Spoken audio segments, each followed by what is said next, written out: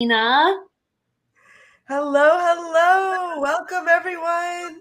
I'm so glad that you're here with us today, Leena. So excited to talk about your work at STEM4Real. Let me just get a couple of these little settings changed on my end really quick. All right, that should do it. Perfect. Just going to check this right here. Great.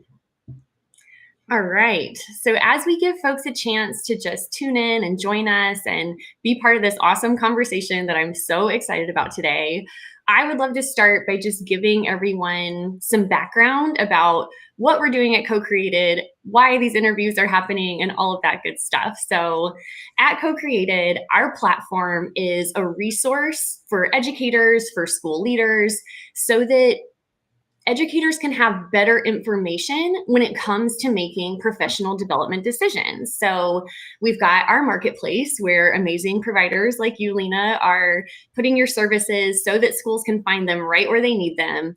We've got ratings and reviews from teachers about their firsthand experiences and trainings. That's better information for principals.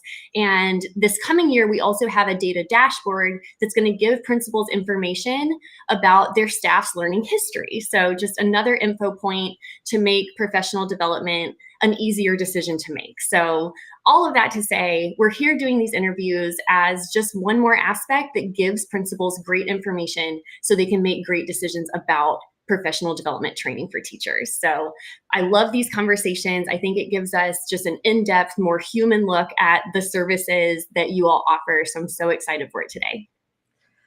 Jen, I bet so many people are excited and have been waiting for something like that, what you're creating. Thank It sounds you. like this unicorn. Like, where has this been my whole life? Some people, when I first started Co-CreatED, were like, how does that not exist yet? I'm like, that's what I've been saying. How does it not exist yet, right? So I think that as entrepreneurs, we're always solving our own problems, right? And so I just think back to being a teacher or being a school leader, and hopefully this resource helps someone who's in those shoes that I was in just a few years ago. So Yes. yeah, but thank you. Thanks for saying that.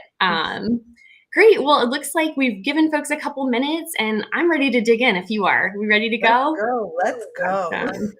So Leena from STEM4Real, can you give us just your company one-liner? Give us the basic introduction of what it is that you all do.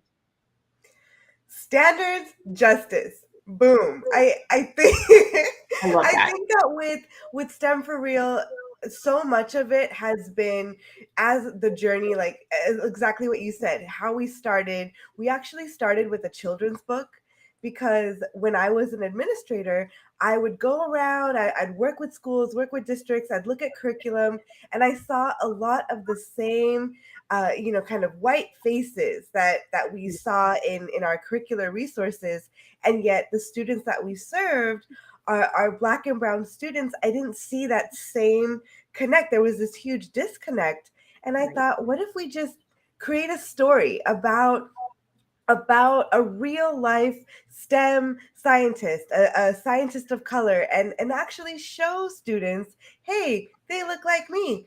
I can be in STEM too. And it started out like that, and then it turned into this.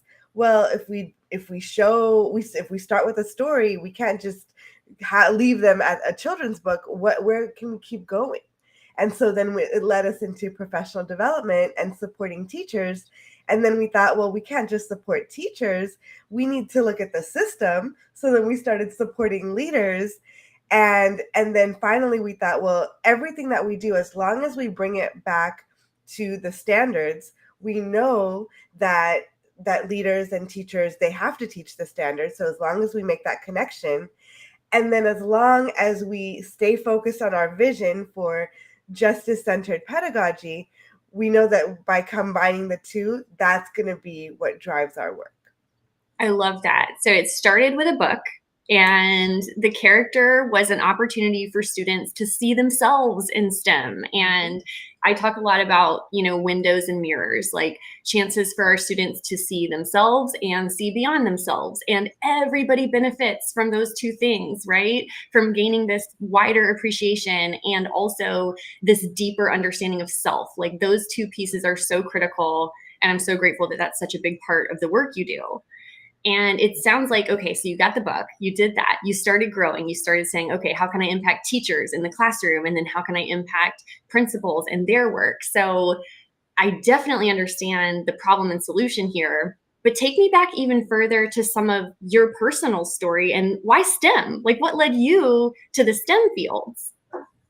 I love that. I think when I kind of just fell in, like Yeah. you start with I'm gonna do this and I'm gonna do that, and for me, I fell into I'm doing it. Oh, what do we do? Okay, let's go. And yeah, I was when I first started. I've always been interested in science and whatnot, and I was actually pre med, so I was studying, and I thought, let me just I'd love to teach. I'd love to go back to my own community. I went to the schools in the Inland Empire of California, so it's a very unique community, very diverse, and for us, especially having the opportunity to go to this large university. I went to UC Berkeley, and so I was a very small fish in a very, very open ocean. And Yeah. I'm just going to be real with you, I drowned. Yeah. I drowned, and it was That's very real. rough to go through organic chemistry and go through all this.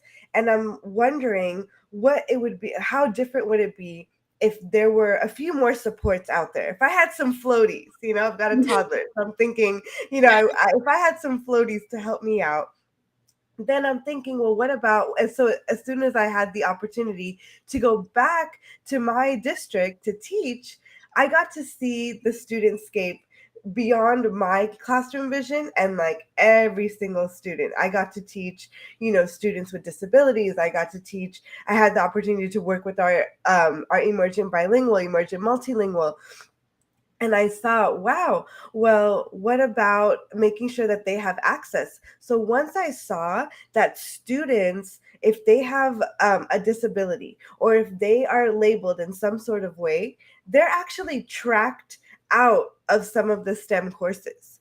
Because, well, if you're not doing well in reading, let's give you more reading. No, don't get me Instead, started. yes, and then so we're taking away these access points. So as a teacher, as a student, I didn't see that. I was in my own little bubble. However, as a teacher coming back, I thought, wow, there are so many inequities here. What can we do? What can we do about it? So then I had as having that opportunity to teach science, and I just fell in love. I thought, I'm doing something that is really meaningful to me right now. And at the time I thought, wow, I'm making so much money as a teacher. It No, was like that is a first in these conversations. That's the first time I've 36,000. heard those words. And I remember, like, well, yeah, when I started really young, like early 20s. Of Yeah, course, that's a great salary when I didn't have any other, right. responsibilities. Now, as a family, I'm like, how did I survive? I know. It's wild. It's wild.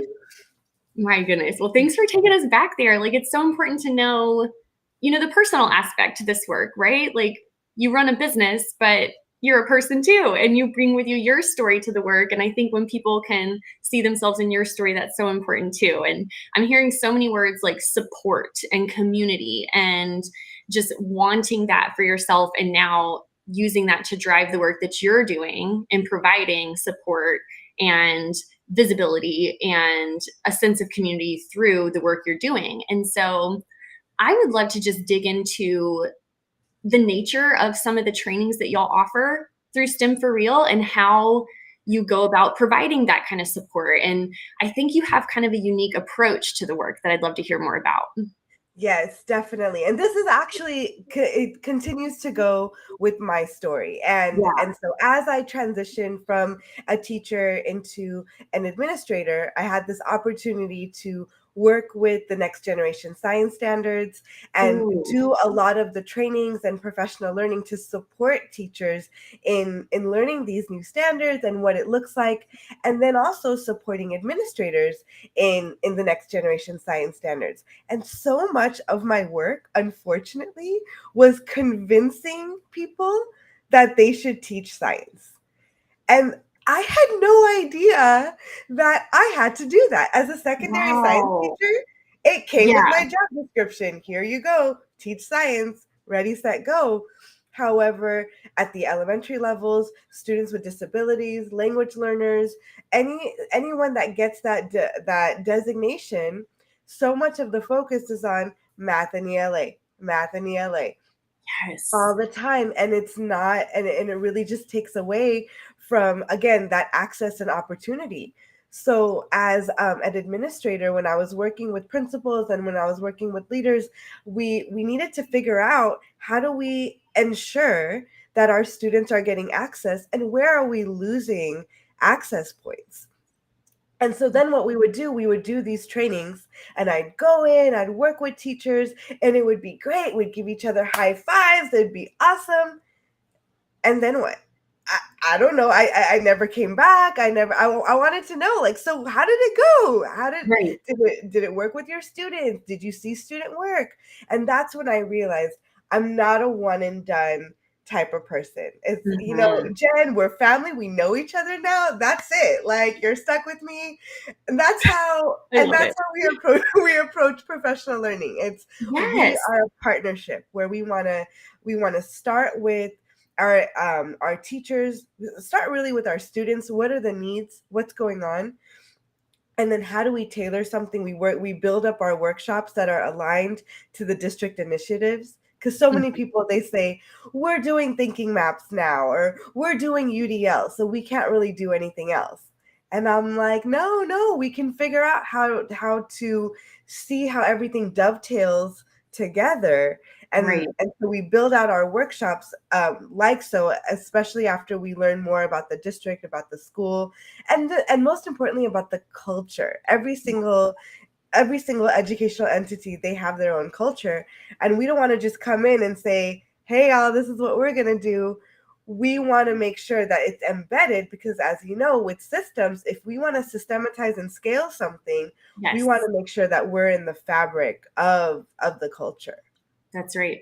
You are just speaking my language right now. Like, obviously, with a company called Co-CreatED, I just believe so strongly in what you're describing about partnering with the school and going in, listening first, not telling first, right? Because the training is only going to be as effective as the environment is ready for it to be. And so you have to partner together initially to create that together. And so I love hearing Yes. that, the amount of listening that you're doing, you're making sure that it aligns with what's already going on. It's not going to just be another thing on teachers' plates, because you're going to be strategic about it. You're going to go in and say, okay, well, let's take stock here about how this actually fits rather than forcing it to fit. Exactly, exactly. And then when what one of our I call it our not so secret sauce, because I would love everyone to steal it Yes. and use it, please. Of course we're going to be there to support, but I would love everyone to use our case study student analysis.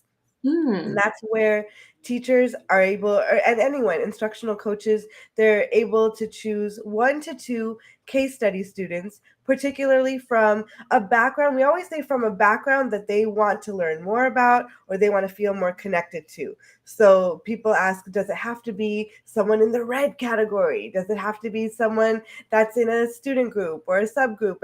And we say, at this point, choose who you want to learn more about.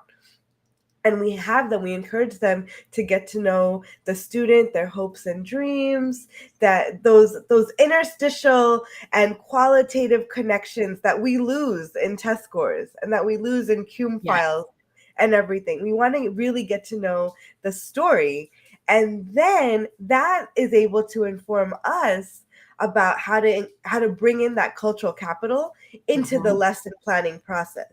So we call that our connect phase, and then that goes into our create phase, which is where we're creating our content. And this can be the content that teachers and schools have already adopted, or it could be content that they create from scratch.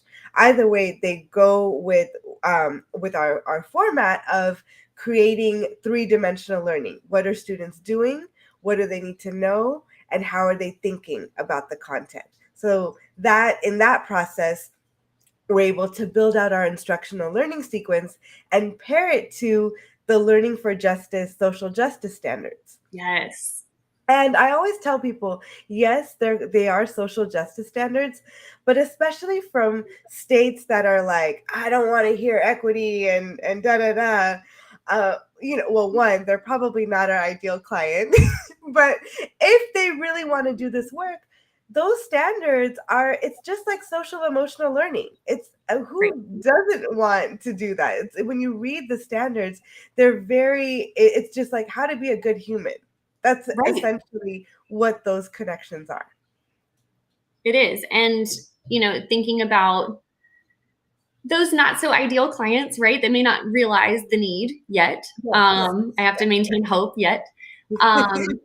I'm also remembering, though, that we're all if we're leading a public school, held accountable to testing outcomes, right? Like we're held accountable to these test scores. And so even the schools who don't prefer terms like social justice, those schools may also be seeing gaps showing up in their test scores between racial subgroups, between ability groups, between language speaking groups. And if they want to address those gaps in their testing scores, it's in their best interest to think about how to meet students across those areas of difference, right? Absolutely. And that's where we come up with That's our not a third phase, political our position, that's a cultivate data phase. position. Yes, yes. And that's what we say is like, when, all right, fine, you have your content, but how are you cultivating an environment where students want to come to your class? And this actually came about during the pandemic when at some point the classes were optional. Wow. And that got me thinking, would students come to your class if it were optional? And Dang. and what if we designed our courses to make it that way so that Right? students would come? Yeah, like what are we doing to make our classes irresistible? What are we doing to make our schools irresistible? Like that's what we want for our kids. We want them to just not even be able to resist coming. Exactly. And this is where I want to really honor the teachers that have the challenge of teaching, pre-pandemic, post-pandemic. It's hard, and Yeah. I hate the toxic positivity of PD providers that are like, Right. well, just create engaging instruction. Like, come on, let's be real. Yeah. It's tough and it's hard, and that's why we pair our teachers with one-on-one coaches to work with the struggle and push through those pain points so that we can support the student, we can support the teacher, and really ensure that we're being for real. We're Yes. ensuring that we're doing this work. We're honoring the classroom ecology struggles that Mhm. schools and teachers may have, and that we're also looking at things from a different perspective of, well, okay, well, let's look at some issues of systemic racism, of implicit bias, and what can we do and how can we reflect on these points. Sure. Yeah, and I'm hearing a lot of almost like you zoom in, you zoom out, you zoom in, you zoom out. You think about the patterns and the systems that are in the school, and then you provide one coaching with just one teacher. And you think about the demographics of the school, and then you do a case study about just one student. And I think that that piece of your work of zooming in and zooming out is so powerful. I love that, and we're gonna steal that. That's exactly what that's I'll give you the exactly recording. what You'll we're have doing. it. Going into the grain size, like as capturing data at a smaller grain size, and then looking at it from a bird's eye view, and then going Yes. right in again. Yeah, yeah. Yeah, I and love I think about like, as I've made this transition from a school setting as an educator into this entrepreneur business world, we do something called a customer profile now.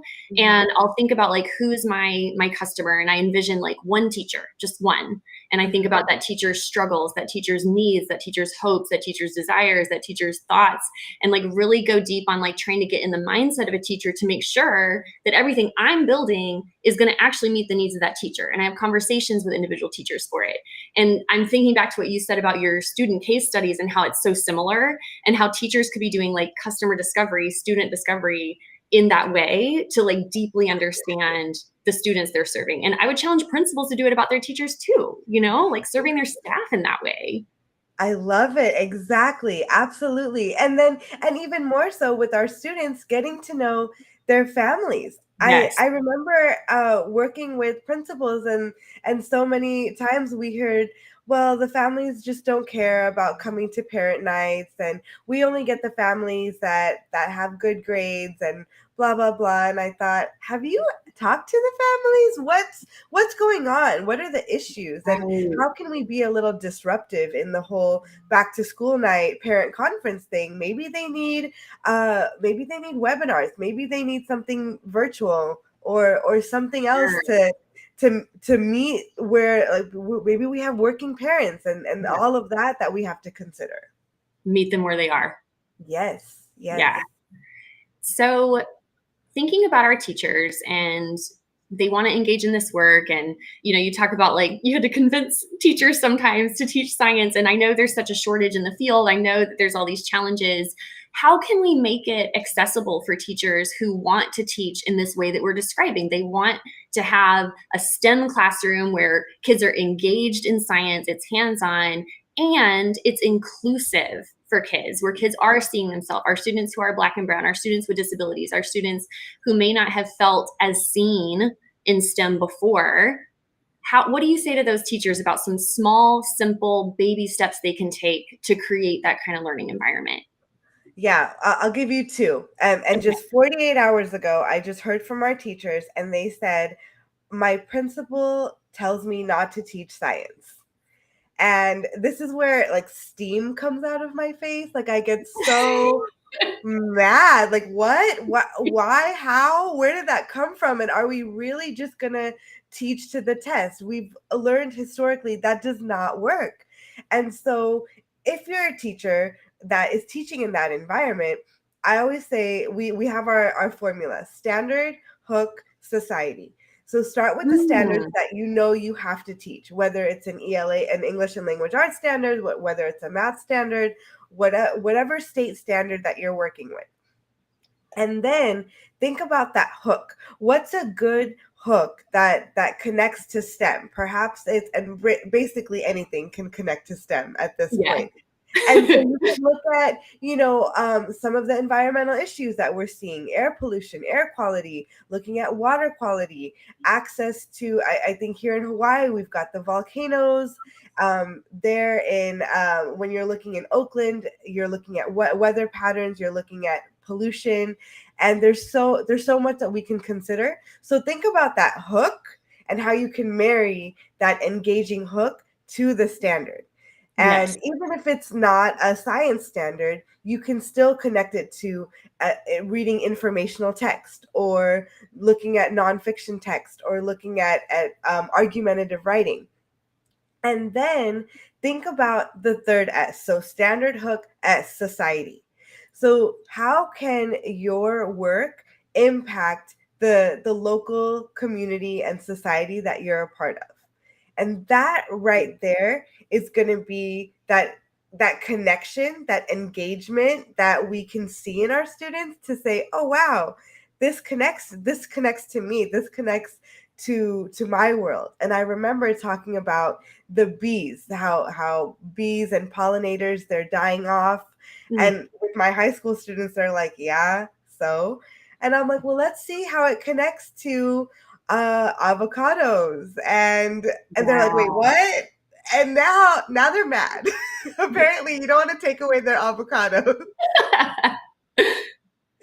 And now Yeah, we have this formula, being able to connect those three. And that's what I tell teachers. I'm like, see how you can use an ELA standard or a math standard to connect like that.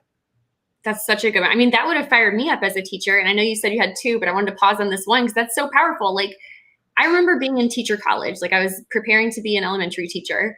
And there was a moment where I was looking around the room and I was like you said, like steam coming out my ears. I'm like fuming mad because we're sitting in like some course, I kid you not, making paper bag puppets.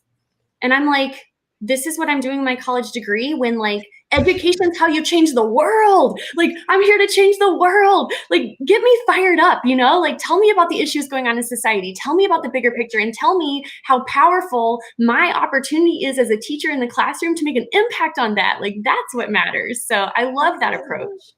Yes, yes. And you're right. Yes, I had two. And my second one is really easy. It's mostly directed to the administrators. Stop telling people not to teach science. What? Just stop it.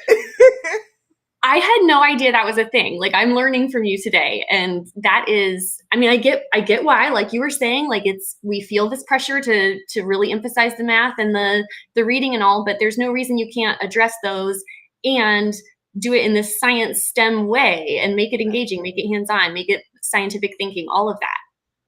And that thinking is very prolific. I've had districts say, "Oh, you have STEM in your name and we're not focused on STEM right now."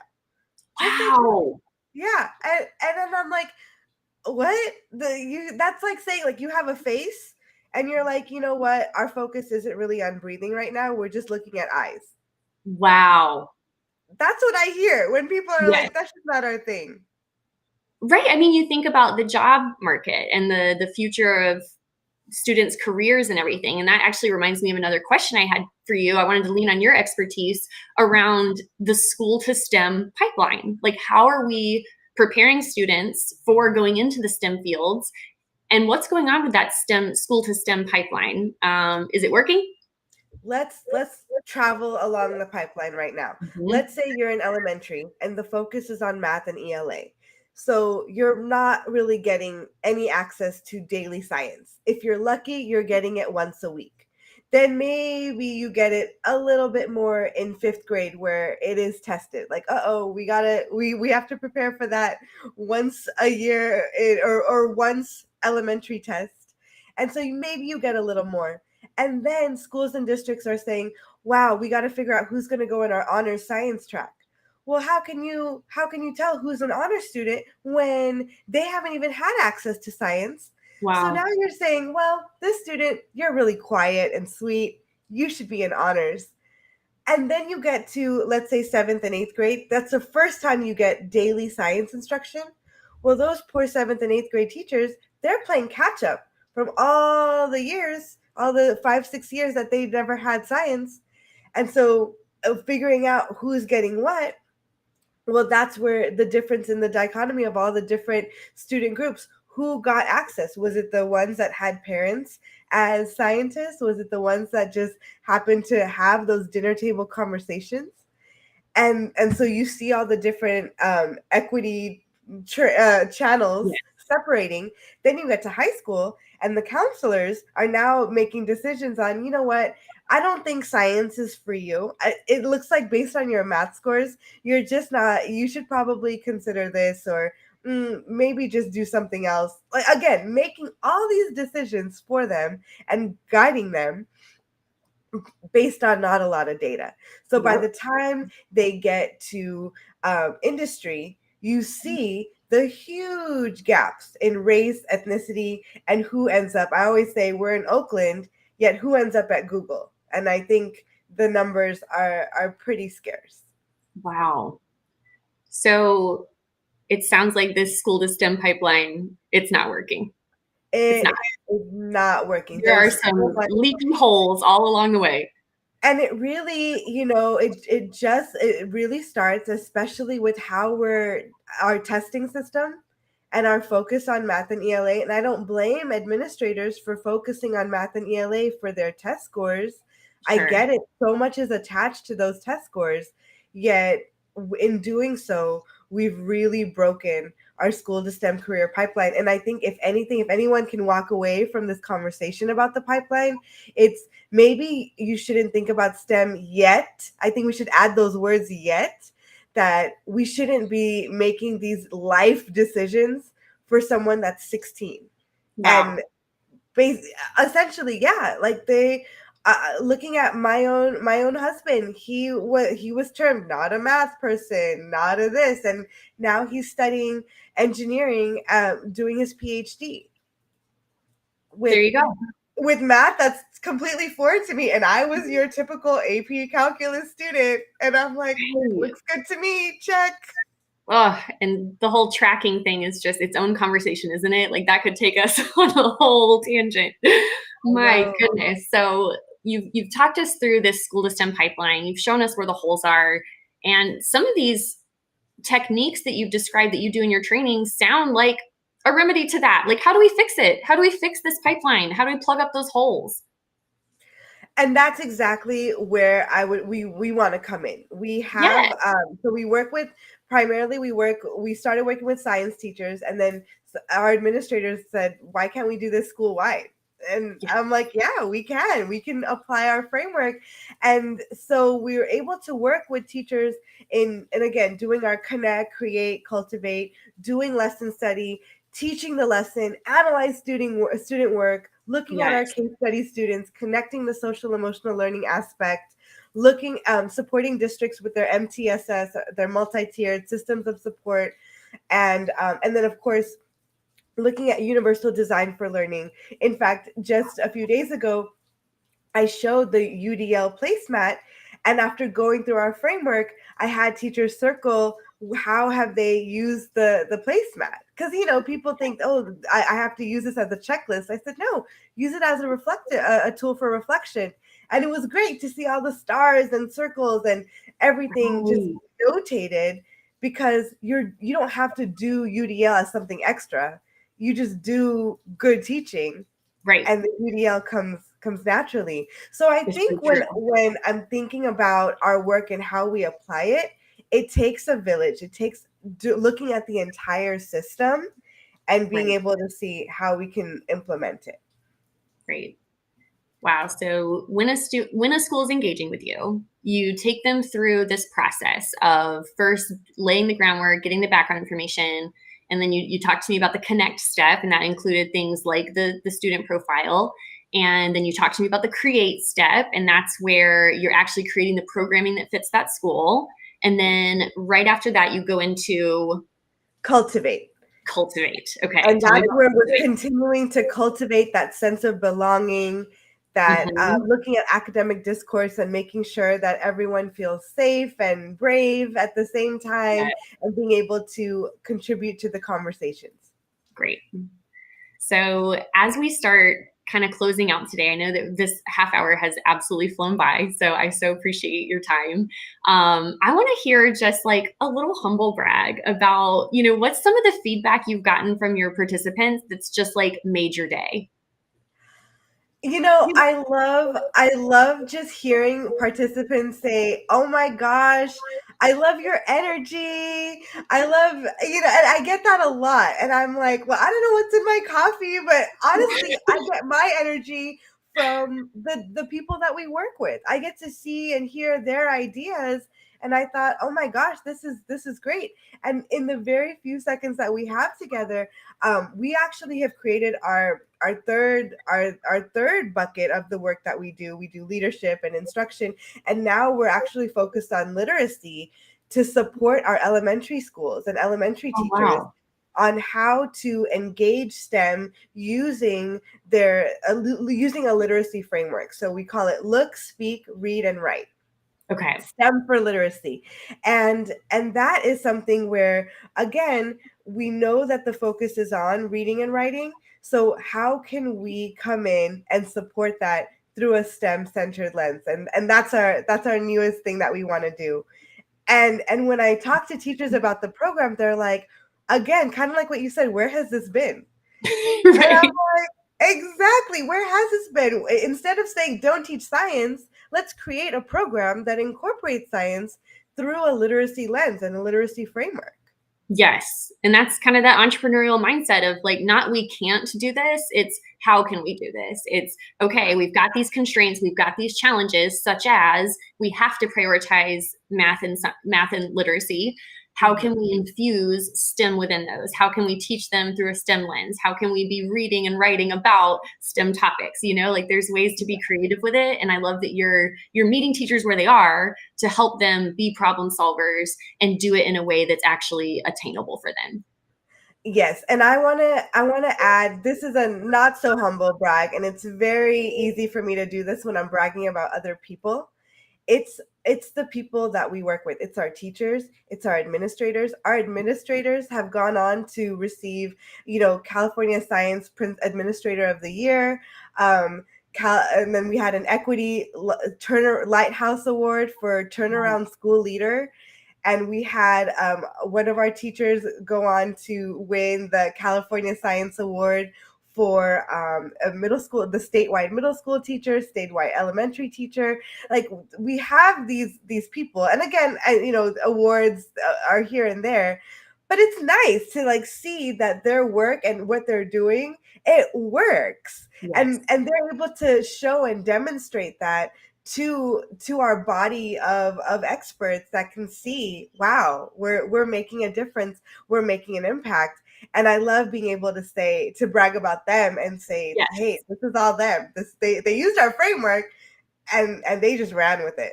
Right. The results speak for themselves. You've got Yeah. your schools and your teachers and your leaders out there implementing this stuff and going on to shine. So there's no bigger just feeling of accomplishment than that, than seeing them take it, run with it, and succeed like that. So thank you so much for the work that you're doing and for the impact you're making on education, for the support that you're providing to teachers and to leaders.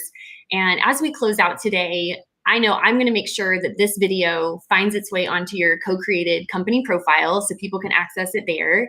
And if folks want to continue connecting with you other than through your Co-CreatED profile, what are some other ways they can do that and some other places they can find you? Yes, find me. We are all over social media. We're even on the new threads, All trying to right. keep up. So just Always find us at something. our handle at STEM4Real, STEM for Real. And my personal handle is Leena, B as in boy, M as in Mary, C as in cat, Leena BMC. And you can find me on LinkedIn, and I'm all over social. I do our best because, like I said, I love connecting with people. I love meeting new teachers and leaders and just seeing the work that's out there. Yes. And social media is that necessary evil that allows us to all stay connected. Right, right. Okay, well, those are some great ways for folks to stay connected with you. I'll again be sure to update this on your Co-CreatED profile. And other than that, we are going to have to wrap up for the day. So thank you so much for being here. I appreciate it. It's been a great conversation. Same. Thank you for having me, and thank you everyone who was able to come and welcome me with my morning coffee here in Hawaii. Yes, thank you.